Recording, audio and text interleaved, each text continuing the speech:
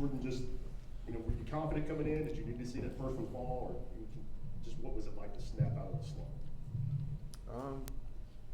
I'd say it felt good to finally see one go through the rim, but even though going through a minor slump, I'd say it's just been able to just rely on my practice and just go back on the things that I've been doing. I've been just relying on my work, really, just being able to work out, do what I do, and just being able to see one go through just felt good. Jahmai, where does that defensive effort to your left right here, where does that defensive effort kind of compare to some of the ones you've been part of team-wide or yourself personally? Well, honestly, it feels pretty normal to me. It might be a little bit different for you guys, but for me, like I put in a lot of preparation behind the scenes outside of like team stuff to get ready for games like this. And games like these are important to me. Big games where there's a lot of hype and they have the numbers to back it up. They're supposed to be a number one offensive team, the best, offensive team. Stuff like that kind of gets me motivated to want to kind of shut that down and bring our defensive intensity on the court. So I think, it'll rate just, a normal game for me. So as long as I'm doing what I need to do, then, I move on from there. Jahmai, just following up on that, what does individually preparing for a team like that defensively for you, what does that look like?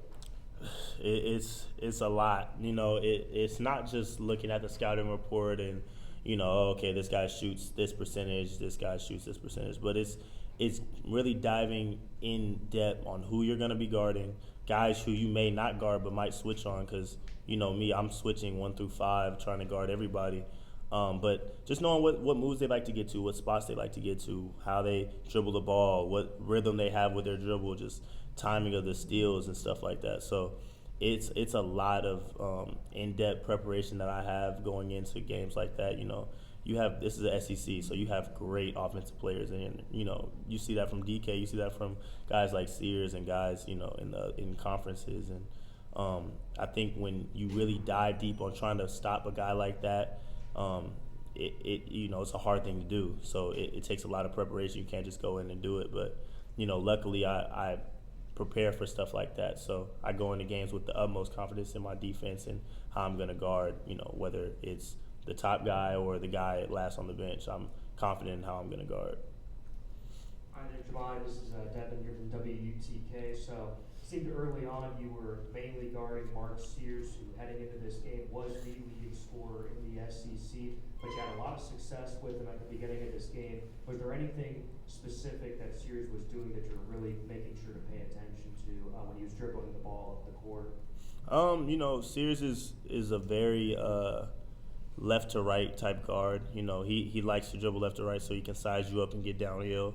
And after he gets downhill, he likes to step back and shoot threes when you're expecting him to get to the basket.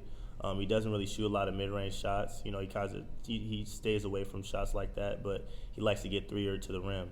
And I think that's why he has a lot of success. I think Alabama does a good job of trying to get him open through off-ball screens and on-ball screens and movement on the backside.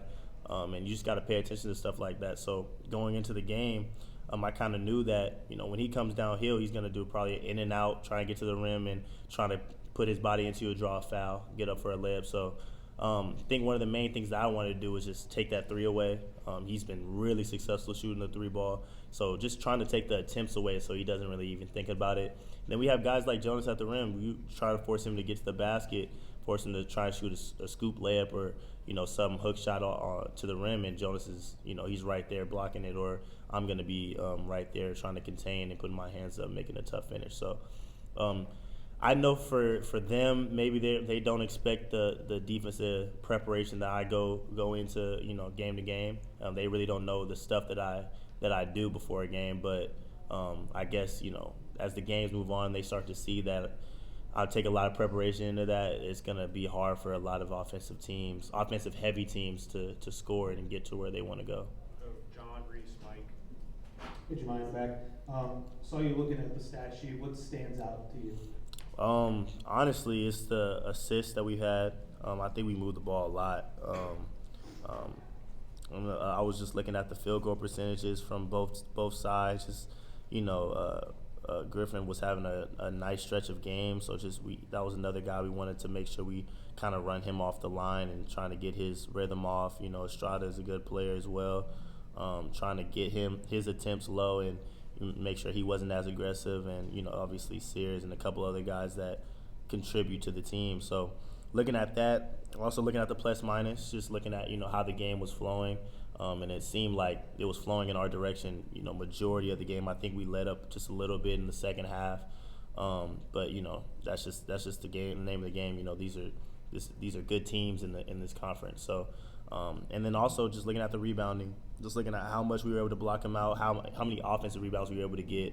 I feel like that was super important for us, just getting to that glass, because we got guys like JG who can shoot the ball. And if it doesn't go in, we're right there to get that rebound. So just a lot of different things that I think stand out on the stat sheet. And even, going underneath the stat sheet, just a lot of stuff that stands out I think is impressive for us going in a game like this. Jahmai, how much did switching on the perimeter on ball screens and dribble handoffs contribute to their 22 turnovers? I think it was really, really important for us to do stuff like that. And I think for us to switch it up, whether it was we're just going to stay with this guy and we're not going to switch, or we are going to switch, and it kind of throws the rhythm off of the other team because they're expecting you to do one thing, we switch it up, we do another. I think that's why we're so versatile. We have guards who want to guard the ball. JG wants to guard the ball. DK wants those matchups. Z wants those. Santi, Joe, me. We have guards who want those matchups. So you can try to switch, and that can seem like it may work, but no, we have guys who want to sit down and lock up, and they care about both ends of the ball. So I think the switches were really good on our end, on the defensive end, and I think it really got them out of rhythm. Jahmai, you mentioned kind of all that extra preparation. Is that just looking at on paper scouting reports? Is that watching film, talking to coaches, scout team? Like, how do you kind of weave all that stuff together for yourself? Honestly, it's just one thing that I like to do. I just like to look at tape, just looking at how they like to score, how they like to score when they're out of rhythm, how they like to score when they're in rhythm. What spots they like to get to on the court, how they maneuver screens, if they're an off-ball cutter, if they're a guy that doesn't like physicality, if it's a guy that enjoys physicality. It's a lot of things that these guys, these offensive players, like, you look at our game today, like, offense is it's like that, man. These guys can really play, like, on the offensive end. So defense is already at a disadvantage if you don't go in with no preparation. But if you just take that time, just look at how guys play, look at where they like to get to on the spots of the court, and really study that. It's something that I talk to with the coaches, and some stuff that I just keep to myself just for individual matchups, knowing that it's something that I want to look at. So it's just, going into detail and stuff like that, the percentages, it's a whole lot of things that you got to do. It's not just you put that on the court and it looks really good and it looks like it's easy, but it's definitely something that I put a lot of thought into, and I definitely study. I feel like I'm a student of the game when it comes to stuff like that. Go Ben, David, Ryan. Jordan, what was your mindset on the defensive end of the floor? You were running around out there, and did you enjoy the 3 made threes or the 3 steals more? 3 steals for sure. That's what we put our pride on, and it's always fun playing defense whenever everyone's locked in, and it's just 5 guys out there swarming the basketball, playing together, and just playing as one, which is the biggest thing, and just everyone's just having fun out there on the defensive end. Just see if both of y'all could answer this. Jahmai, you can go first if you want, because you were reading off the stats. I was curious about just the plus-minus category to a box score. How much do y'all get into that? Do y'all talk about that as players? I mean, today Josiah scored 1 point but led the team. It's kind of a unique stat. Do you think it's overrated? Do you think it's legit? What's kind of the player reaction to it? I think it's something that's important, but it's something that I don't think should be overvalued, at times. And it's times where should be valued like just how it is. Like you said, Joe did a lot of things in that game, like you can see from his plus minus, that doesn't show up on the stat sheet. The way he talks, the way he leads when he's on the court, the different kind of, sets he's running on defense to kind of clean up stuff that we might mess up on, and, he recovers on, and stuff he's screening off ball, he's trying to get to the rebound, he's drawing guys offensively, defensively, he's trying to get to where he needs to on the gaps. So I think plus minus is it's an important stat, but it's also just the way the game flows. You know, when you're out there for a long period of time, your plus minus might not be as high when you're not out there as much, where you're in the game where we're on a run. You know what I'm saying? So I think it's just important to really look at the game. You know, I think that's the main thing you got to do is just look at the full game. You can't look at the highlights. You can't just look at the stats. You can't just look at the plus minus. You have to sit down and watch the game, and you can really see who was effective and what they did on the court to be that effective, and you know, just how they went about the game, and you know what they did to kind of push them to get the run before they got out the game or before they got in the game. So just a lot of detail, but I think it's an important stat to have. I just don't overvalue it, but I keep it, you know, where it is. I think it's important. Jordan, do you like it? I look at it every day, well, after every game, and just really like go back, look at it, and then look at the film and see like how they both correlate. And I think it's a great stat to have. It depends on just really how you look at it. You can look at it as a good way or as a bad way.